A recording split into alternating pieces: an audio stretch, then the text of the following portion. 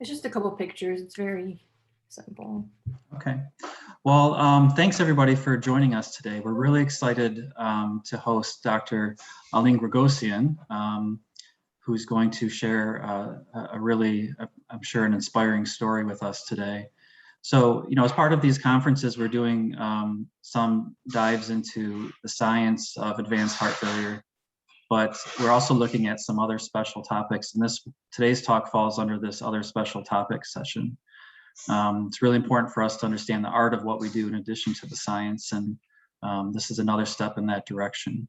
So Dr. Gragossian is a critical care fellow at Mount Sinai Hospital in New York City. And prior to that, she completed her residency in emergency medicine in Philadelphia. During that time, she had the experience of becoming critically ill and ended up needing to require a heart transplant. And she's going to share with us her story from that time. Since that time, she's become a very strong advocate for organ donation amongst physicians and patients. And I think she's going to, share a very unique perspective with us about how, we can try to better identify with our patients by hearing from somebody who speaks the same language as we do about what it was like when she went through this experience. So I think I've made her wait long enough. So Dr. Gragossian, sorry for the delay, but the floor is yours, and thank you so much. No problem at all. Sorry, I'm just gonna fix something on my phone. Thank you for having me. It's like, I love doing these talks, but it's always really intimidating to do it in front of cardiologists. So I'm really sorry if I mess anything up at all. But I am just gonna give you a perspective of what happened to me. I'm sure some of you guys know a little bit about me, if not my whole story. So basically I'm currently doing my final year of fellowship at Mount Sinai Hospital in critical care medicine. It's a 2-year fellowship, so I'm just about to finish up my final year, basically. I trained originally in emergency medicine, and by the end of my 3rd year of emergency medicine residency, I got really, really sick. And that illness, acute illness, basically led to a transplant. Right when I got sick, I had actually matched into this critical care program just maybe less than a month, just a couple weeks before I got really sick. So a lot of people think I went into critical care because of what happened to me, but it's actually the opposite. So I had actually just gotten into this program and then I got sick right after. So I'd always been interested in cardiac ICU, which was very, very strange for me. And then I became a patient. So I'll get started. Oh, wait. Just some disclosures. So actually, I do have to disclose that I'm now on the Transplant Community Advisory Council of AST as of just a couple weeks ago. So I do have to disclose that. It has nothing to do with this. I just have to tell everybody ahead of time. And there's no relevant financial disclosures. This is going to be very informal. And at the end, you guys can ask me any questions you want to. I'm very open about my story. But in the beginning, I'll just basically tell you what happened to me. And then just some teaching points and things that I learned as a patient that kind of helped me out as a doctor, especially as an ICU doctor when I'm taking care of critically ill patients. And then just a couple of things about resiliency and working in medicine and how I think basically being a doctor helped me through everything that happened to me and also the other way around. So my story basically begins in the winter of 2018. This was November, December of 2018, my final year of residency. And keep in mind, so the fellowship match happens in November of every year. So I remember right around that time, I had been interviewing for a whole bunch of critical care programs. So that first picture you see is me on the interview trail. And I remember there were 2 amazing programs that I really wanted to go to. UPMC was one, Mount Sinai was another. These programs are not pulmonary critical care because we can't do that through emergency medicine. Through emergency medicine, you can do surgical critical care, which is a 1-year program, or medical critical care, which is a 2-year program. And these 2 were the best programs in the nation. So first of all, I didn't think I had any chance of getting in, but also they were my top choices. So I was very surprised when I matched into the Mount Sinai Hospital's program. I had always wanted to live in New York City. And I remember at that time, a few great things were going on. I was 30 years old. I had just published something in Resuscitation, which was amazing, I think. Like that is like our jack for ICU. Um, and, socially, everything was going really well. I was about to finish residency. I was a great resident. I guess the best way I could put it is I never thought anything would go wrong with me, especially at that time of my life. Um, I was feeling very invincible, and I was very comfortable and happy with where my life was going. I didn't have any medical problems. I think maybe I'd been to a primary care doctor a couple times. I wasn't on any medications. Like nothing had ever been wrong with me, or at least I didn't think anything had been wrong with me. The only thing that was wrong was that just around that time, like right around interview season, I had this persistent cough that wasn't going away. So that second picture you see, it was like all the things that I was trying out for that cough. So I remember like I got one of those Vicks like inhaler things, and then I was like trying all sorts of different teas that I bought on Amazon. I prescribed myself like Tessalon pearls and like a Z pack. Like I did everything you can for this weird cough that just wasn't going away. I think I did have a cold at some point, and then this cough had persisted after that cold. So the cough persisted throughout the month of November. I matched into that program, which is the last picture. I was celebrating the match. And then the cough was like intermittently like worse, and then it would get better and worse, and it would get better. But then, and I don't specifically remember having any other symptoms, but I do remember, like looking back, hindsight is 2020. I do remember having I wasn't able to sleep at nights. Like I wasn't sleeping that well, and I thought maybe I was just anxious, about all these different things that were going on with my life. So I thought, I wasn't sleeping that well, and in the mornings I was drinking a lot of caffeine. Like I'm not someone who even drinks, maybe I would drink some coffee once in a while, but I was drinking like 2 or 3 Red Bulls a day, like towards December of 2018, which was very strange for me. I was always really tired, and I was attributing that to the fact that I wasn't sleeping at night. Um, I remember towards the beginning of December, there was a couple nights where I would like suddenly wake up because I couldn't breathe.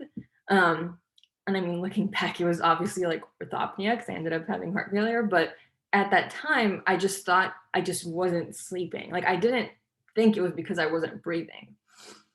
I remember a couple nights I even got up, and I remember like the act of waking up got me to breathe better. So I thought maybe just, waking up and taking a couple deep breaths and going back to sleep was helping me. So, even being like a doctor, yeah, again, a green doctor, I was only a resident, but still, even being a doctor, like you don't think about these things. Um, and so, yeah, so those were kind of my symptoms. So fatigue, this persistent cough, and, you know, not really sleeping that well a few times towards the end of November. There was one night, one morning, I should say, towards the middle of December when things started getting really bad. And I went to the ICU. So I had finished some ER shifts, and in the month of December, I was about to starting a new block. I was going to be the ICU resident on call that month, because even as an ER resident, we rotate in the ICUs. So I went to work that night or that morning, and one of my attending who had been on that day kept telling me that I was stopping in between sentences to present patients to her. And she was the first person who had noticed. Now, keep in mind, my whole circle of friends, even till this day, like we're all physicians, attendings, fellows, residents. Nobody had really noticed, but she was one of the first people who noticed that day, because she said, Alin, like, what is going on with you? There's something. She's like, every time you're presenting a patient to me, you're stopping every couple of words just to like take a breath. And I was like, no, I'm fine. I don't know, maybe it's because I haven't been sleeping. Again, like I didn't think anything of it.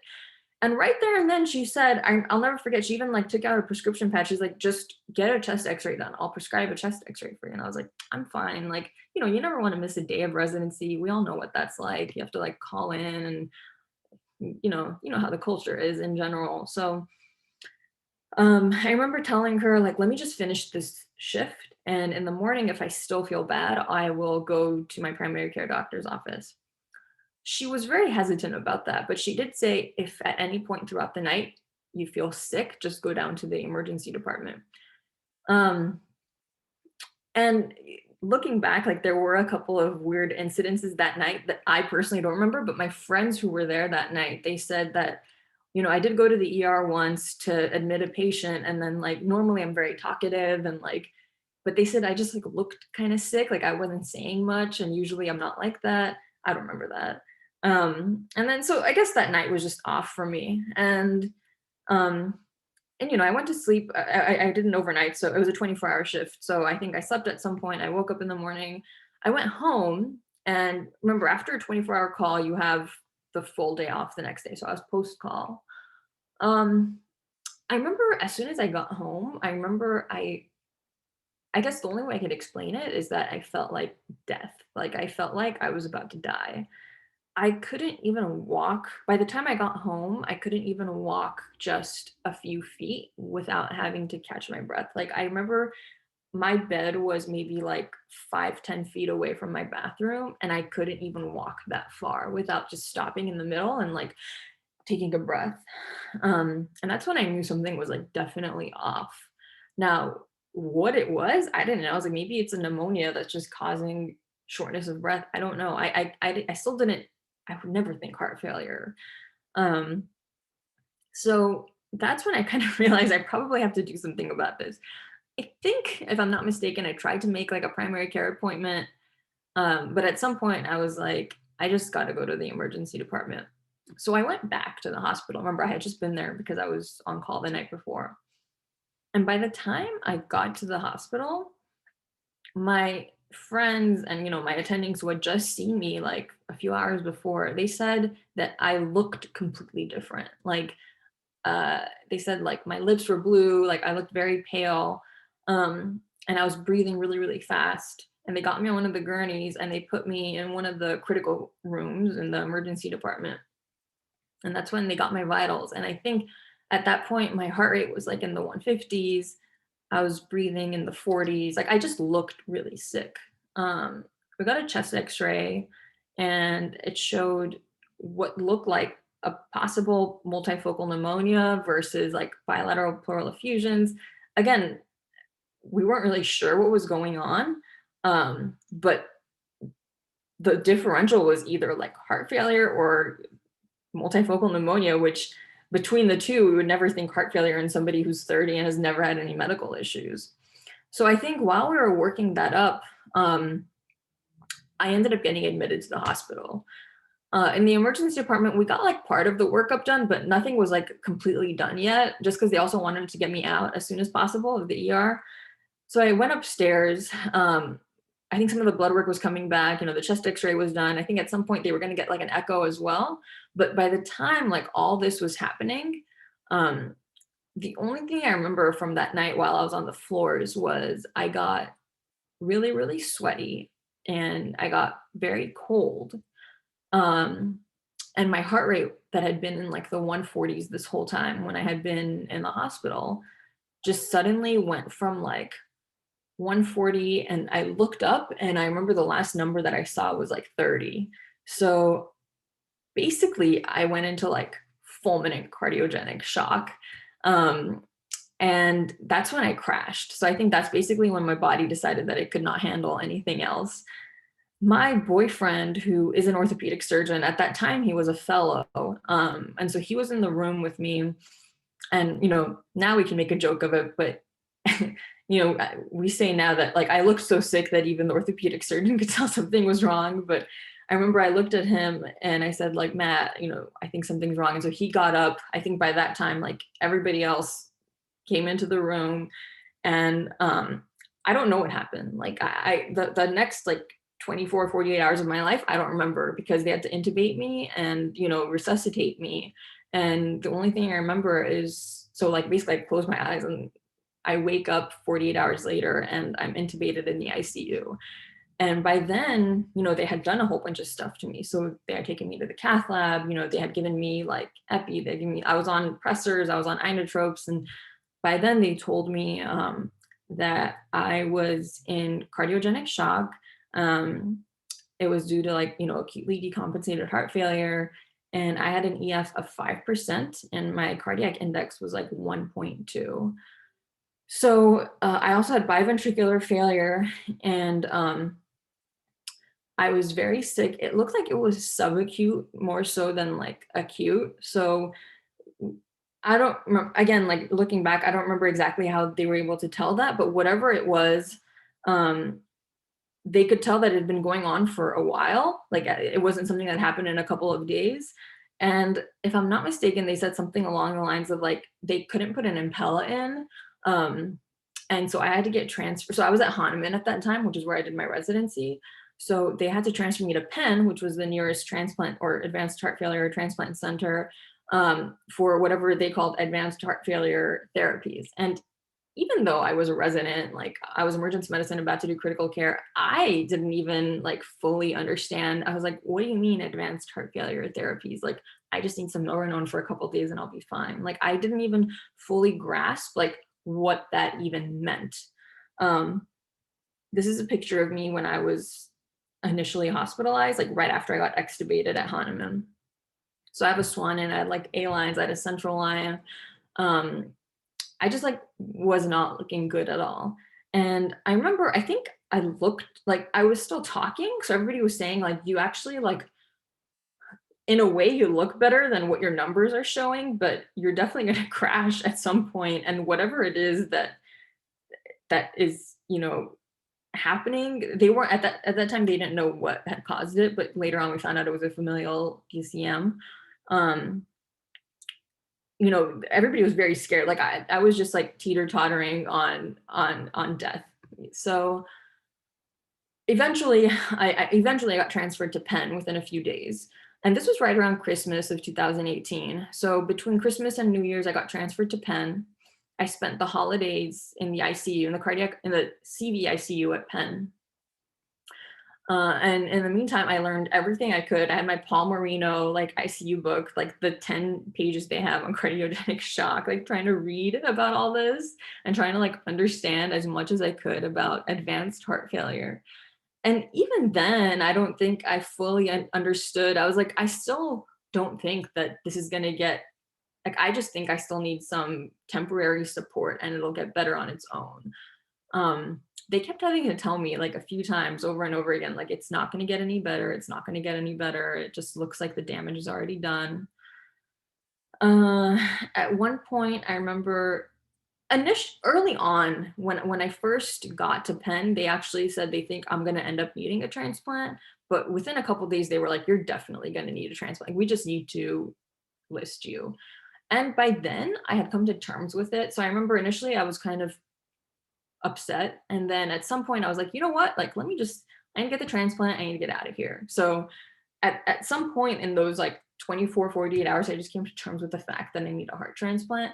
And I remember even the cardiologists were like, you're thinking in such an emergency medicine way because you're like, I just need a transplant and I need to get out of here. Like I could not, the only thing I was thinking about was getting discharged. Like I did not care about anything that could happen in between that.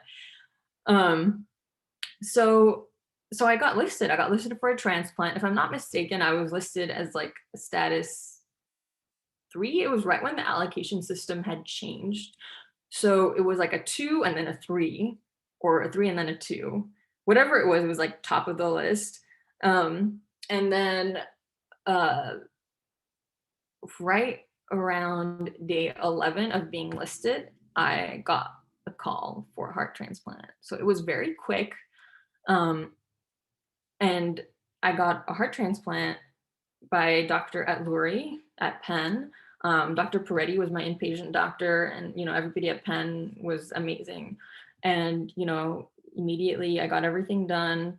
My goal was to get out of there as soon as possible. So I remember I got the heart transplant. I was extubated within just a few hours of the transplant and off inotropes in the step down unit by 6 a.m. of the following day of the transplant. And then I was out of there within 9 days. So my main goal was, I remember I remember the only thing I wanted to do was just go back to work. Like I was like I never even thought that it was a possibility that there couldn't be a chance of me working. I remember because people are always like, "Did you ever think that what did your doctor say about you going back to medicine?" And I was like, "Oh, I never even asked. Like I just went back to work." So so I remember like it was never even a question of whether or not I could go back. I had like specific goals in mind. Like I'm gonna go back to running within a couple weeks. I'm gonna go back to work within a few months. Like I had no, I had no issues about how, like, I just wanted to know, I just wanted to get discharged and just start working on therapy. I had a physical therapist who helped me through the beginning of transplant. I think I have some pictures here. So that was like post-op day 0 of transplant. And the second picture is me. I mean, I went straight back into the gym. I think home physical therapy started just a couple of days after my discharge. I turned 31 years old, like 4 days after discharge. And that's the day physical therapy started. And then I just started going to the gym the following week. And I was doing little things. Like a lot of people ask me how did I feel back at baseline after? And I think it's hard for me to say because I was so acutely ill. Like I was exercising just a few days before I got sick. So I I never had like chronic heart failure, or I didn't think I had like really bad heart failure to the point where I couldn't exercise anymore. So I think I was back at my normal. Now I have some other like joint issues, so it's a little bit different for me, but pretty much I was back to normal within a few months of my transplant. Um, I went straight back to the gym. I was doing, and initially I thought maybe it was my heart. I was like, oh, I got like a 23-year-old's heart. It's amazing. It's pumping really well. But I think it was just all the steroids that I got, and I had like a lot of energy. Um, I was able to attend my best friend's wedding. So initially, like I have a really dark sense of humor, which is what all like I mean, a lot of physicians, but especially ER and ICU doctors have. But I remember I was supposed to be a bridesmaid in her wedding, and she came to visit me. She's a dermatologist in Miami, and she was a resident at the time, and she came to visit me, and I was like, May, like, I'm kind of dying. Like, I don't know if I could be a bridesmaid anymore. And she started crying, and I was like, well, like, I didn't mean to make you cry. I'm just like being honest with you. So I actually surprised her at her wedding, and she said that was like the best wedding present ever, which was really nice. Um, so I got to do a lot of things, and like, I went back to residency, and I graduated my residency. In between all that, my residency program shut down, so I had to find a new residency. But that was like a whole beast on its own. I need like a whole like 2-hour lecture on that. And then of course, like my awesome fellowship program director, who, in my opinion, they were like probably my biggest support through this whole thing. Not only did they come to visit me when I was like going through that whole thing, but literally like my program director now and my APD right now have been there for me since the day I got hospitalized for my transplant. They would like send me all these care packages. They came down to Philadelphia. They saved my spot for my fellowship, which like I never thought anybody would do. Like they've been so amazing. So that's me. I think this was on my trauma ICU block at Elmhurst, which I don't know if you guys are familiar with New York City, but Elmhurst is one of our like craziest hospitals. I'll just leave it at that, where we see a lot of trauma. So it was a great hospital. I think this was my second block of ICU fellowship there. And yeah, that's me like running the unit. I'm like really short, but I promise I do a great job in the ICU. This is a great picture. So this is actually me this is me working in our CV ICU at Mount Sinai. So I was the fellow on call that day, and this is James, one of our charge nurses at Mount Sinai in the CVICU, and he actually took care of me at Penn when I got my heart transplant. So it just so happened that he like quit his job at Penn, and now he's one of our nurses, and here we are like taking care of transplant patients together, which I thought was really cool. So that's us like working together now, just 2 years later. With that being said, like things aren't easy. I know sometimes I make it look like it's easy, but definitely not. I think transplant itself like was not difficult, or at least I didn't think it was that difficult. Like it had its issues, but it happened to me so quickly that it wasn't something that I was able to like, it didn't take a lot of something happened to me and I went through it, and then like that was it. I just had to deal with a lot of consequences from transplant. And one of the main consequences that I had to deal with is just a lot of joint issues. So because I was on steroids initially and I had one rejection episode, I was on uh like they gave me extra solumedrol for that rejection episode, and I was on like a higher dose of steroids for a long period of time. So I was tapered off a little bit slower than most people with heart transplants. And I developed AVN like everywhere, especially in my bilateral hips. So through my first year fellowship, I actually had to get both my hips replaced. And in the summer, like right when I started my fellowship, I just couldn't walk. Like I was limping for the longest time until I realized how sclerosed my bones were, basically. So that was just something I had to go through. And I think, in my opinion, this is like a question I always get asked is like, does a sternotomy hurt? And like, in all honesty, post-op hip pain is way worse than sternotomy pain. So that's a question I usually get asked by cardiologists. So little things like that. And then like from, I've also had like a PE, like, there's all these like issues that I've had post-transplant that aren't necessarily, that knock on wood, have nothing to do with the heart. It's just issues I've had to deal with that have come up. But the way I see it is like, if you could go through a transplant, you can go through anything, right? With my heart transplant, I actually started a blog, and I started it when I was hospitalized, actually. I think my first blog post I actually write that I started it on post-op day 7. In this blog, and it's Instagram that I made for the blog, and technically I guess I tweet about it too. I started writing about my journey with transplant, and I never meant for it to get like big, and I honestly I don't think it's that big. I started writing about my journey because initially it was just because I was getting so many like texts all the time from my family and friends. I just figured I would just put it in one place and they don't have to like bother me all the time. But then it turned into it kind of became really popular, and a lot of people other than my friends and family were actually reading it. And then I was told like, you're actually like an okay writer and you should like do something with this. So I'm actually so glad it helped so many people. Not only did it bring together a whole bunch of us transplant patients, but it made me meet so many other physicians with transplants and young women with transplants. And because of my blog, I got closer with other people from around the world who were in similar spots that I was in at one point. And so, or I mean, I still am, I guess. So it helped me express myself, but it also connected me with a lot of people that I'm like so grateful for nowadays.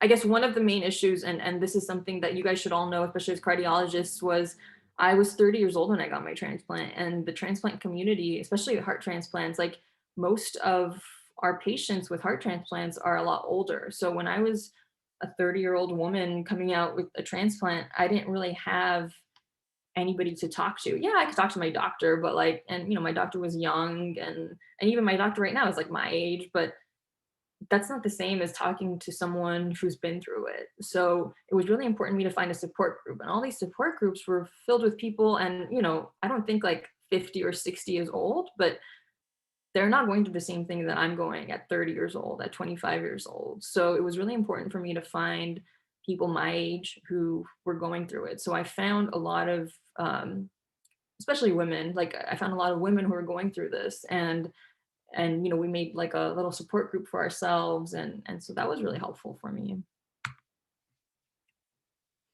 We also started this podcast through my transplant. So I met Kobe Salerno. You guys might know him. He's a cardiology fellow right now at Bay State. So he is in his first year of cardiology fellowship. He had gotten his transplant about 10 or 11 years ago due to hokum. And he's had cardiomyopathy his whole life since he was like a kid. So he had a little bit of a different journey than me. He's had chronic heart failure his whole life, or cardiomyopathy, then chronic heart failure, and then he got a transplant, and then that's what kind of made him go into medicine. And then for me, it was kind of the opposite. Like I never had any medical issues. Then I got a heart transplant during training, and then he's the one who kind of reached out to me and was like, I have a heart transplant and I'm in medicine. Like, if you ever need any help with anything, let me know. So me and him became like, we are like best friends right now. Like, we are very close. He's like my brother. And we talk pretty much every day. And for like a year now, we've been telling each other, like, we should make a podcast, and maybe people will, maybe, I think we have like 4 people who listen to us, but it's kind of interesting. Like, ever since, even with COVID, like I'd asked him what he was doing because we both had to take specific precautions since we're both heart transplant patients who work in, cardiac ICUs and all this. So it was just nice having someone like that. And now we have this podcast that we just, we just talk with, we just talk. It's kind of interesting. Just a couple teaching points. I'll get through these pretty quickly. I found out that when I was hospitalized, communication was key, and it's not so much that it was easy for me. I think having a doctor and being a patient is like definitely a leg up, unless you think ignorance is bliss, which in some ways it is. But being a doctor, I'm always like, how are people patients without being doctors? Like, it was so much easier for me just knowing everything from the get-go. But for my parent, but like that shouldn't have been the reason why things were easy for me, right? Because not everybody's a doctor. So my parents were always so confused as to like, I give this as an example. They'd always be like, why is the heart failure team saying that you still need a heart transplant, but the ICU team is saying that you're fine, and the surgery team is saying something else? And I would always tell them, like, that's because all teams have a different goal in mind. So like, from the heart failure perspective, I still need a heart transplant. I'm still not doing well. From the ICU perspective, I didn't die last night. And that's all, like, technically, like, the ICU just cares if you're stable or not. And from a surgical perspective, all they care about is if you're like fit enough for the heart transplant surgery. Like, of course, ultimately we're all working together, but every team has their own goal in mind. And I think it's important to tell patients that before you tell them, like, this, this is why I'm here. This is my goal with the team. And this is what we're doing from my side. My parents were like confused every single day. They'd be like, yeah, but the ICU team said you're fine. Like, why is the cardiologist still worried? I'm like, no, like, the ICU team, we think a little bit differently. But that was really something that they struggled with. Phlebotomy associated anemia. I remember I became anemic and they couldn't transfuse me. I think my hemoglobin was like 6. They couldn't transfuse me because I was on the transplant waiting list. I think if I emergently needed it, it would have been fine. But little things to think about, like getting hemoxes every couple hours. Yes, it's important. And in the ICU, we do this all the time. Like, we'll get blood work on anything that gives us blood, right? But I try to make it a part of my practice to just really not get blood work if we don't need it. And I think a lot of us, like residents and fellows, will just do it just because we can. And I don't think that's necessarily needed. Big thing that I'm always like an advocate of, like at this point I've gotten every procedure done, like known to mankind in the ICU, and like sternotomy, hips, all that. And I think even if you want to give some lidocaine, remember lidocaine does numb up the area temporarily, but that's just temporary. So it's fine to give a little bit of fentanyl if you need to for a specific procedure, if you can, or if not, just remember you can give something that's a little more long acting than lidocaine, because those procedures hurt. Another main teaching point is young people look good until they don't. So I was fine. That's actually a picture of me and one of my best friends. We went out, I think this was just the Saturday before I crashed, and I look fine there. Like, I don't look like I'm about to go into cardiogenic shock and die. So we always learn, at least in emergency medicine, we learn that young, healthy people, pediatric patients generally are going to look good until they don't, because older people have less reserve, and they're going to slowly decompensate. And when they crash, it's going to be more obvious. Whereas with us, it's just going to be like a sudden crash. So I like to use my story as a way for others to learn. Really quickly, a little bit about my donor. Her name was Lucy. She was 23 years old, and I'm very close with her family right now. Her mom loves when I talk about her story, especially to other physicians. So I make it a point to talk about her. She was young and healthy, had no medical issues, and she was a selfless, amazing organ donor. She saved 4 of us in total: me, 2 kidney transplant patients, and a liver transplant patient. And what happened with her was that she had no medical issues, went to a hospital with a headache, and you know, they thought what she had was a migraine, and she ended up getting a CT scan done. Or she ended up not getting a CAT scan done. She was just treated for a migraine headache without a CAT scan. And even though the headache got worse and worse, and her mom tried to advocate for getting a CT scan, she deteriorated, and then eventually she ended up having a ruptured cyst, and the CT scan was done a little too late. So she ended up having cerebral edema, and needed an EVT, and eventually she was brain dead. So I like to use her story as well, although her mom is very thankful that she was able to go on and give life to others. But what maybe something could have been done if someone had advocated for her earlier, or if maybe she had looked a little bit different earlier than that. So it's just something to think about. Another major teaching point with talking about Lucy, become an organ donor, please. All you have to do is go through your iPhone health app, and or just go to registerme.org, and remember that one organ donor could save up to 8 lives and improve the lives of 100 others. So being an organ donor is very easy, and chances are, actually, a lot of people think that if you're an organ donor, you're going to go ahead and become an organ donor as soon as, if the time ever comes, you're going to become an organ donor. But actually, there's more of a chance of you requiring a transplant than ever actually becoming an organ donor. Because I don't know if many of you guys know this, you're probably in heart failure, and you might know this, but it's actually very difficult it's very rare to die in a way that makes you become an organ donor. So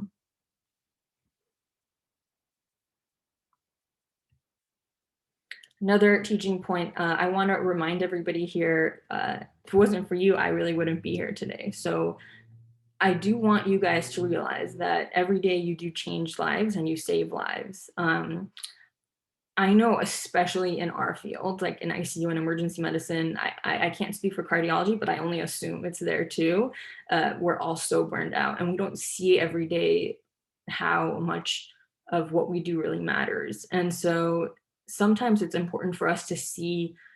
I'm not trying to sound conceited in any way, but like I really wouldn't be here if it wasn't for you guys. So I think it's important for me to convey that with every time I talk about these things, especially to doctors and nurses.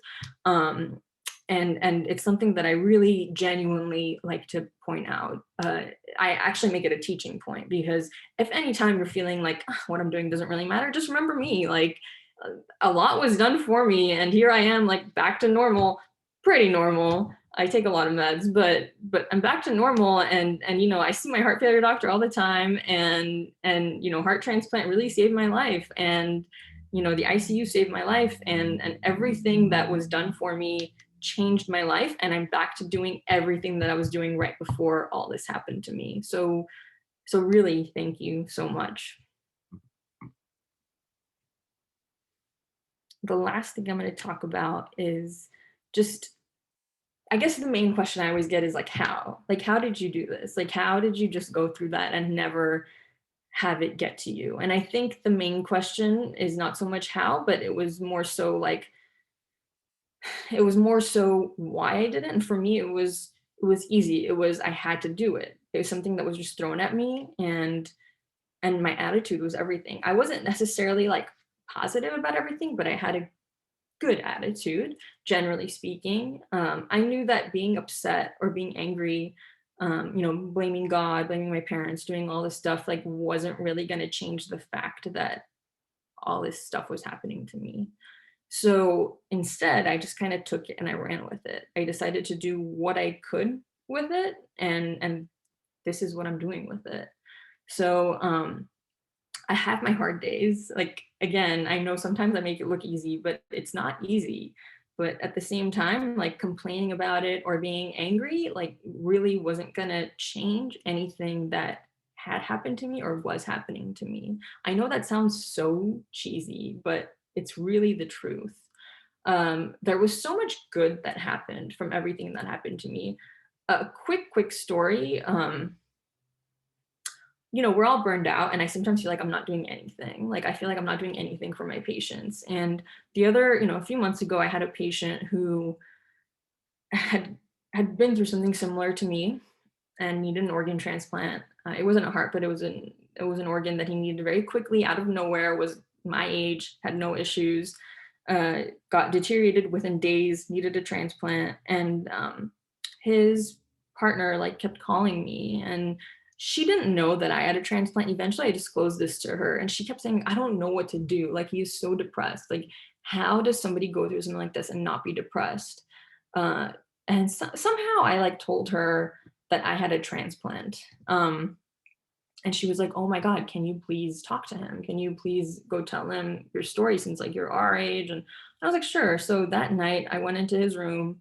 Um, I wasn't technically on shift anymore, but I just kind of sat down, not as his doctor, but I just kind of sat down next to him and I was like, "Hey, um, just FYI, like I have a transplant too, and I know like how rough it could be, how crappy it could be, and like all this stuff that happened to you, like a very similar thing happened to me, and it was all kind of thrown at me at once. And if you ever need any help, like here's my phone number. If you ever need anything, like trust me, you sometimes just need to talk. And if you need anything, like and then I just kind of acknowledged. I was like, I know how crappy it is. Like trust me, it's not easy.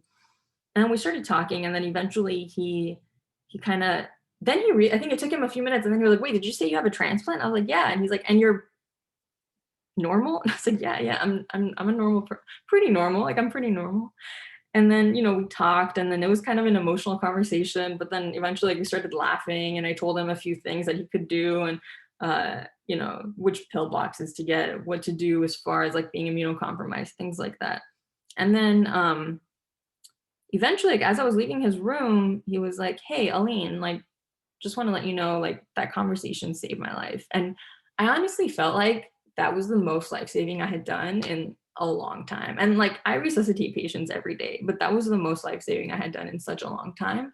And I was telling Kobe, I felt like that in itself could just justify everything that happened to me. Like that in itself was such an amazing moment that I had with one of my patients.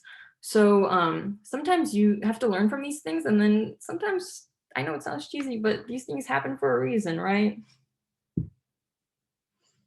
And if all else fails, just find what kind of music you like, listen to it. Tupac always helps me out. So if Tupac got through a lot, we can all go through. This is just kind of a graph, totally like old, but just a graph showing that even though some crazy thing happened to me, a lot of great things came out of it. And that is how I deal with it today. And that's it. So this is how you guys can get in touch with me if you need anything at all. You can ask me any questions. I'm open to it all.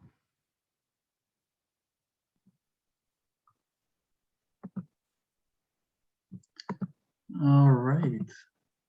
Well, thank you so much. That was a wonderful talk, and thank you for sharing so much of your experience. I have plenty of questions, but I would like to yield the floor to anybody out there in the group that has any questions for Alin. Please feel free to unmute yourself and ask her anything, and just please chime in.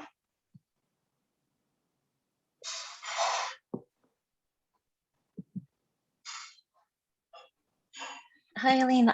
My name is Mabel. I'm one of the pharmacists that works with the transplant group, and I don't really have a question, but I just really wanted to thank you so much for sharing your story with us.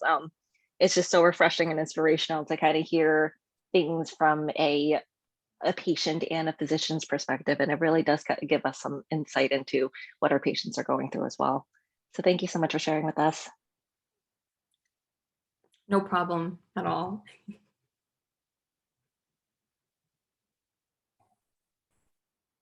Hi, Alin. My name is Brian Terry. I'm actually one of the palliative fellows. But the reason I'm on here is my research is in LVADs. So just like everybody else said, I really just want to thank you for the vulnerability you shared with this story. And I honestly, in the typical palliative way, I can't even imagine what you've been through.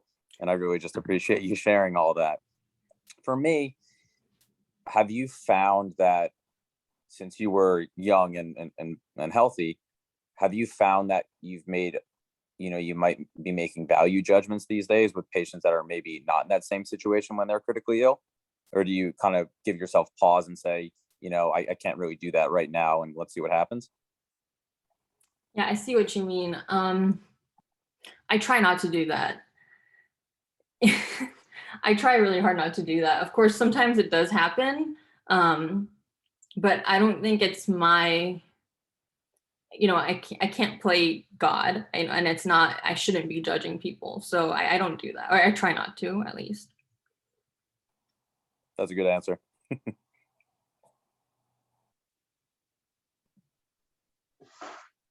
I guess one question I had was like, in your experience, was there anything, that when you were in the role of the patient that was, I guess, incredibly surprising? You talked about the importance of communication earlier and about how that was so important.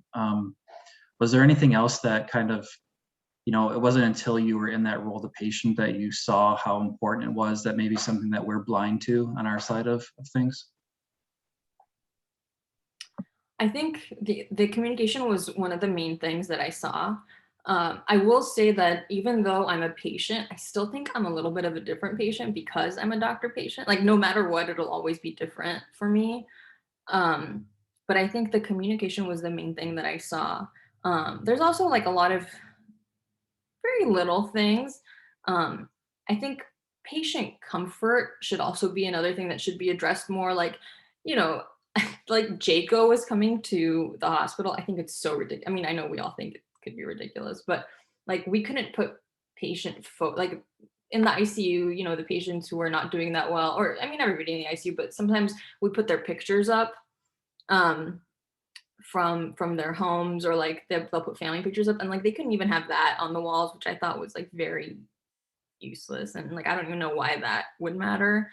But little things like that we can, again, I don't even see why that would be an issue. So we have to make patient comfort another major thing, and make the hospitals a little more homey would be nice. And then another question I have is, because we have, a variety of members from our advanced heart failure teams on this call, including the coordinators that do so much for our transplant and LVAD patients. I guess if you could say anything about the roles that those individuals have played in your recovery and your ongoing care. Oh, they're like the best people in the world. So not only do I like obviously work with them, but I also, they're like, I'm their patients too. So I think they play a really big part in in our ICUs, because they're usually the ones who communicate the most with our patients who are waiting. And mind you, I also work, like we do blocks in the CT and CV ICU, but I work mostly in a transplant ICU, which is for our liver patients. And so, we work with them all the time. And I think, and I don't know what it's like at Yale, but at least at Mount Sinai, the transplant coordinators usually around with the team and around with us as well. So they're a big part of the team.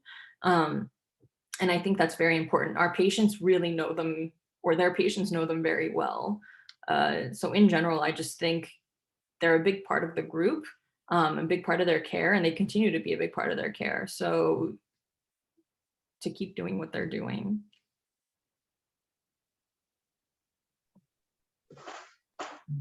Any last questions out there before we wrap up for today? Yeah, hi, I had a question. Hey, thank you so much for sharing your story. But is there anything you do now as an intensivist after going through your journey, to be more humanistic as an ICU doc? Often, obviously in the ICU, we get too caught up in hemodynamics, numbers, and as long as the patient is quote unquote hemodynamically stable, we move on and not really, take the time to be more, I guess, humanistic. So is there anything you do that would help us be better, doctors at bedside? Yeah, I think us like showing our vulnerability to our patients is okay once in a while. Like I don't think we need to always have this wall up. I don't share my story often, and I'm not sharing it with every single transplant patient, but when I do, I find that most patients are very open to it and they actually really like it.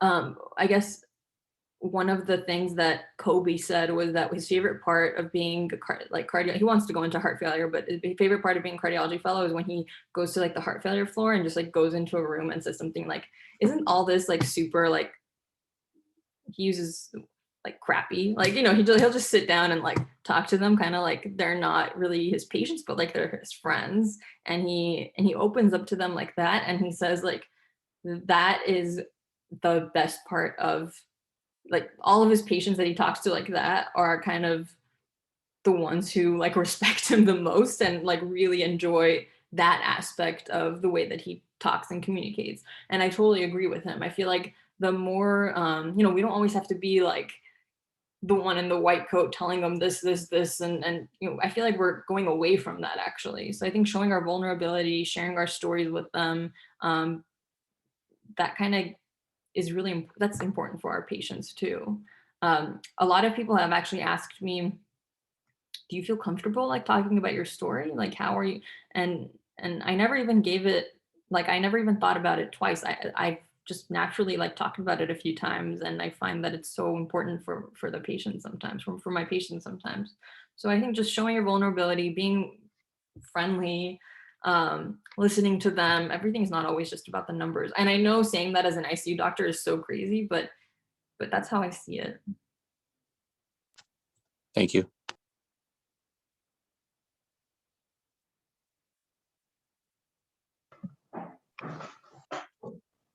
Okay, unless somebody else unmutes themselves.